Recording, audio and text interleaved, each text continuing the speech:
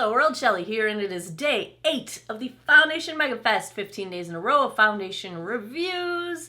As always, inspired by ThaTaylaa's 15 days of foundation. I will link her channel down below. Everybody already watches ThaTaylaa, but if you don't, she is the queen of foundation reviews and the inspiration for everything I do with foundation. So, today I am going to check out a request in the comments. This one's an oldie but goodie. It is the BAREMINERALS BARESKIN Serum Foundation SPF 20. This retails for $30 for 1 fluid ounce of product. You get a plastic bottle. We will save the surprise under the cap. Let's hope it's got a pump. And right now on Ulta's website, it is getting 4 out of 5 stars with almost 3,700 reviews. So this one has been pretty well loved, it seems. It comes in 18 different shades, clinically proven tone correcting mineral foundation and brightening serum in one. Created with exceptional purity in mind, the ultra-thin, skin-perfecting fluid provides seamless adjustable coverage, a natural finish, and the look and feel of beautiful skin while delivering a noticeably brighter, youthful appearance. Made with the bare minimum ingredients and formulated without oil, without silicone, without parabens, without fragrance, it's like nothing you've ever felt before. I would prefer they say it's like no foundation you've ever felt before, because I'm sure it's like something I've felt before. But it's got a famous no makeup look and feel. I'm really getting picky here, aren't I? Okay, tone it down, Shelly, tone it down. Skin-loving formula, clinically proven, we said that already, coconut-derived, based with jojoba-coated mineral pigments, and non-chemical broad-spectrum SPF 20, so a mineral sunscreen. Supercharged lilac plant stem cells and vitamin C to help reveal brighter, more even skin tone. Yes, please. Ultra thin, silky texture. 1 to 2 weightless drops will naturally transform, soften, and smooth your skin. So they also sell a foundation brush to go along with this. I did not get the brush. The idea is that you use 1 to 2 drops of this foundation and then buff that into your skin and add a drop here and there if you need more coverage. I'm going to go for kind of light coverage today. I'm about to go volunteer at the Wildlife Center of Virginia. Get my little volunteer little logo. Oh, I can't get that high. Oh God, I'm old, you guys. I'm so old. I'm also not usually up this early in the morning, so you are getting like the freshly caffeinated, super early in the morning. Oh boy, this is going to be an interesting one. There, Wildlife Center of Virginia. I have tours to give today. So those are the claims. Let's take a look at some swatches and see how this foundation compares to some others in my collection. Let's check out some swatches. First up is today's foundation, the BAREMINERALS BARESKIN Serum Foundation in shade 02 Bare Shell. This is fair with neutral undertones. Second is the Philosophy Hope in a Jar Foundation in shade 3, which is their current lightest shade. About the same lightness to darkness, but a very cool pink undertone. Third up is the Josie Maran Argancy Vibrancy Foundation in the shade RG10 Supernatural, which is about a shade lighter and a slightly yellow warm undertone. Fourth is the MAC Studio Sculpt in shade NW15. That is their cool undertone foundation. I would say this is about 1 shade darker than the BAREMINERALS. Maybe the BAREMINERALS is about an NW10.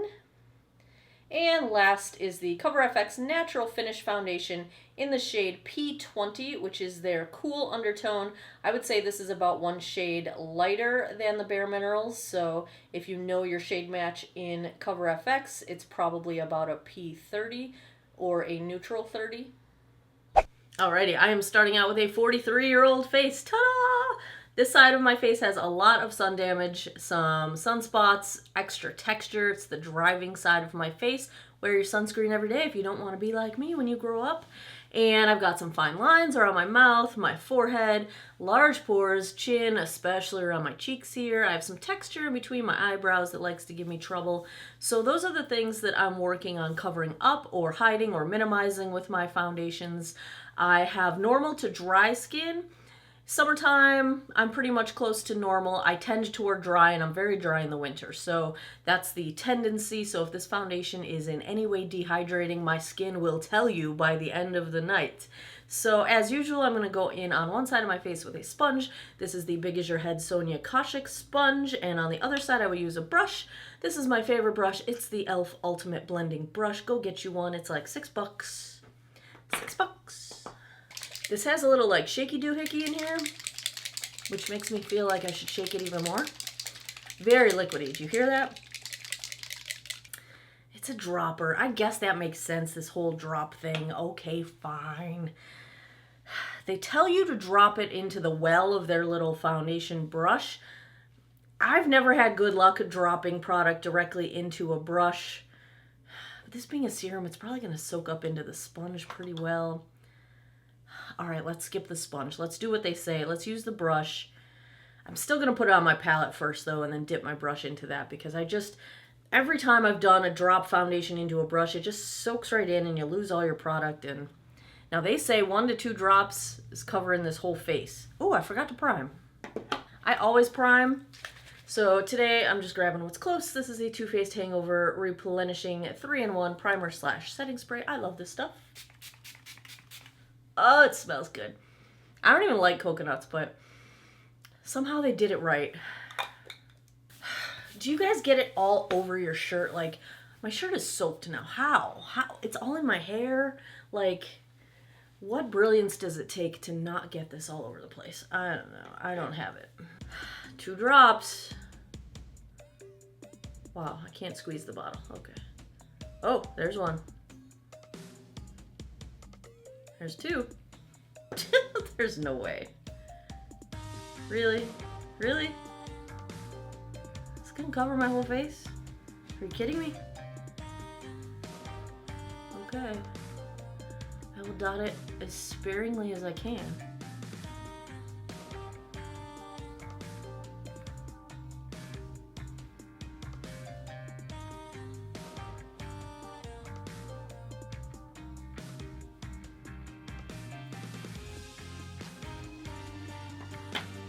That's all of it.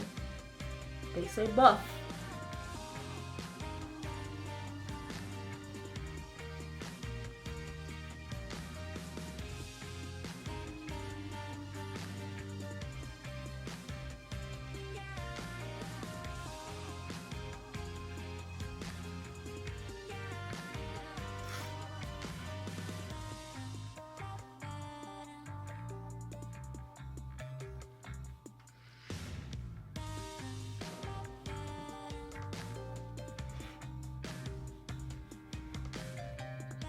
That did cover surprisingly more than I expected with that little amount of product.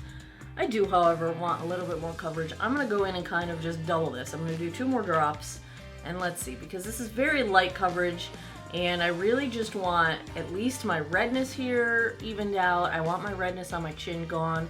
I realize that with a light serum foundation, we're going to have my sunspots still poking through, and that's fine. I just kind of want to even everything out. I wouldn't mind if it smoothed a little bit of my texture as well. This bottle is really hard. It's solid plastic, like it's really hard to squeeze considering you have to squeeze out the drops, but I think the tendency there is then to over squeeze, which you don't want to do because you'll waste product, but minor complaint.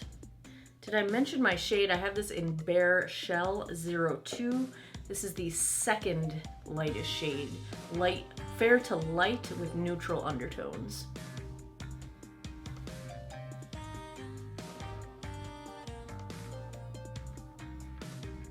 I'm gonna kind of stipple more than buff and just try to make sure I get some coverage.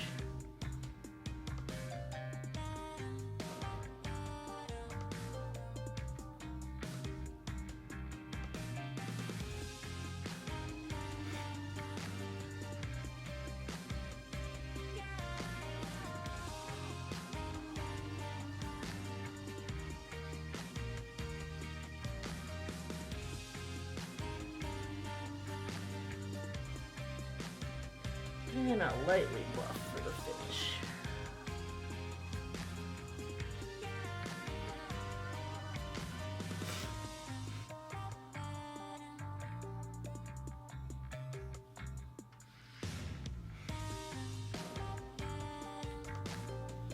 This is really pretty.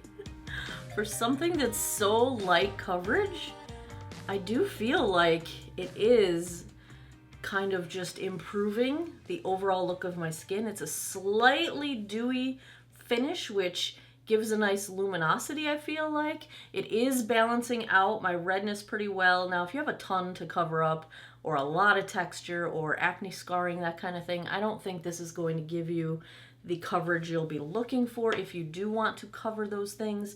But if you don't have much going on, this is a really pretty natural finish. It is blurring some texture.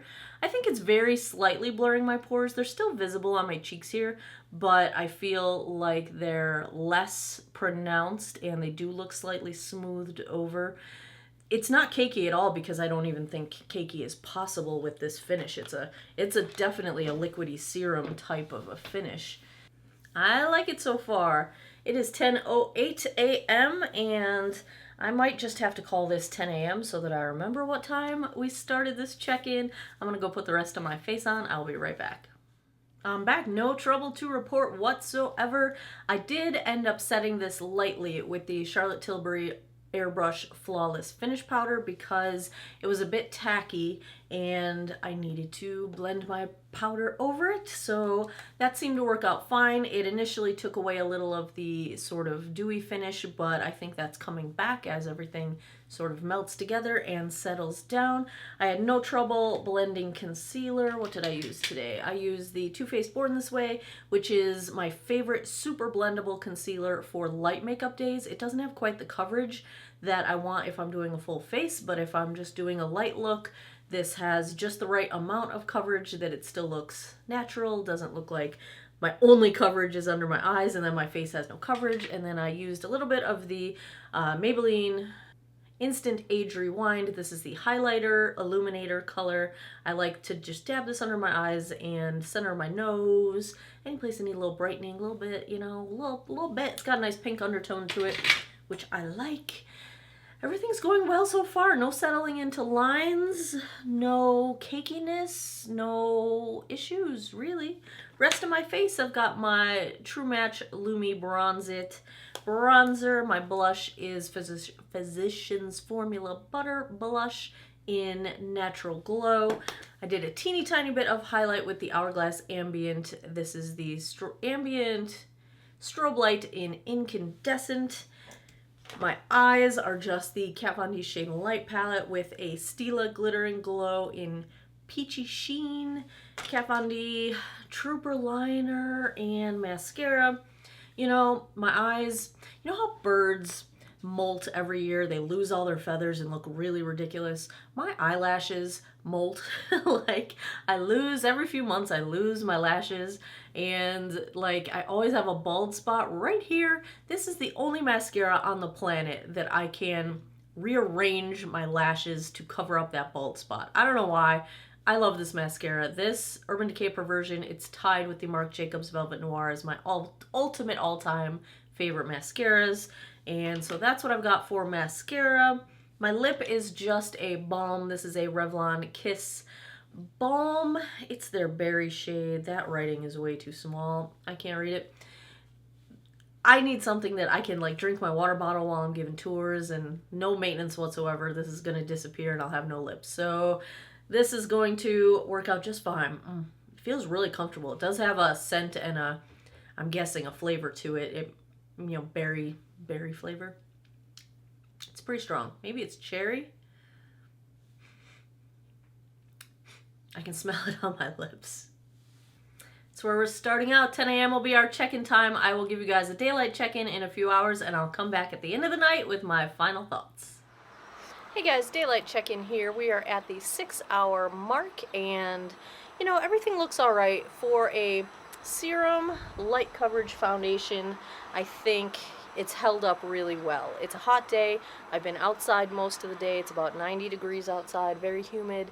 I've been a little sweaty, so I do think it has held up nicely under these conditions. It is starting to, you know, wear away on my chin especially, although I did wear sunglasses Sorry to show you my nose, a huge snodge in your face. I was wearing sunglasses and goggles for about an hour, and you know, it held up really pretty well. I did not touch up after that, but I don't know how much wear this really has left in it in terms of, you know, even coverage, because it is sort of getting to that point. Let me get you some full-on daylight here. I think the color match is just fine. There's no oxidation going on, and color-wise, I think we are good. I think it's very, very comfortable. It's a nice hydrating kind of a formula. I am enjoying wearing it. I think it's great for light coverage days, but I don't think it's got too many hours left in it where it will look nice. I can tell my chin is pretty well losing coverage at this point. So that's where we're at 6 hours. I'm impressed with it so far, and I will be back in a little bit with my final thoughts. Alrighty, it is 7:31 p.m. That puts us just past the 9.5 hour mark. And let's see how the Bare Minerals Bareskin Serum Foundation is doing. At this point in the evening, it's pretty much what I expected. It has worn off quite a bit around my chin, around my mouth, around my nose, and in between my eyebrows, it has started separating. But one thing happened that I didn't notice when I was looking at it in the outdoor daylight, and that is wherever I had been sweating, I've got drips of product. Like, you can see it dripped down here, and it dripped down here, and the foundation, it like gathered and dripped. There's the end of a drop that dried right there.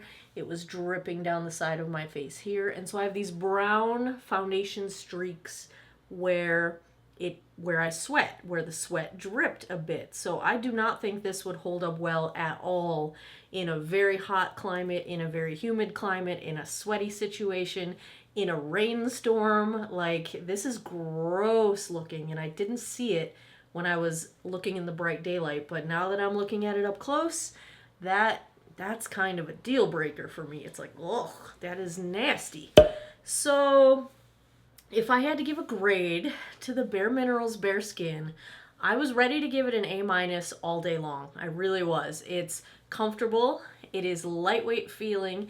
It is slightly hydrating. I think it's not drying at all, so if you have dry skin, it's nice. I like the dewy sort of finish. It's not too much. It's not sweaty looking on its own. I think it has a decent shade range.